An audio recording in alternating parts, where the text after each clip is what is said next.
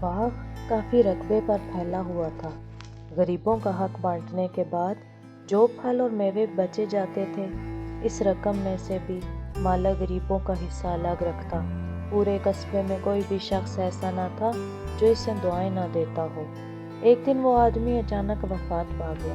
پورے قصبے کے لوگ شدید غم و الم میں ڈوب گئے۔ اس آدمی کے 3 بیٹے تھے۔ اتنا مال و دولت ہونے کے باوجود بھی ان کے دل بہت چھوٹے تھے۔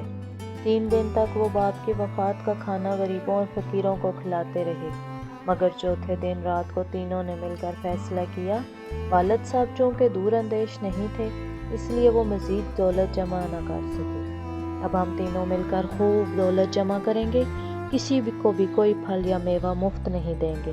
اللہ پاک کو ان کا یہ بخل پسند نہ آیا۔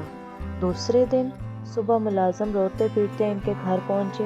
بتایا باغ خود بخود جل کر خاک ہو گیا، ایک درخت بھی نہیں بچا۔ تینوں بھائی حواس باختہ سے باغ کی طرف بھاگے۔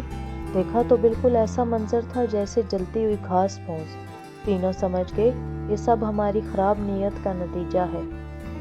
گھر واپس آ گئے، اللہ پاک کے حضور گڑ گڑا کر دعا کی، آئندہ مال کی خیرات دینے سے بالکل کنجوسی نہیں کریں گے، باپ کے نقش قدم پر چلیں گے۔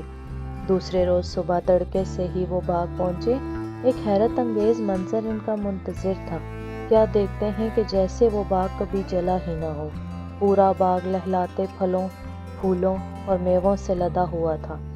تینوں نے اللہ پاک کا شکر ادا کیا اور اللہ پاک نے ان کی توبہ قبول فرمائی۔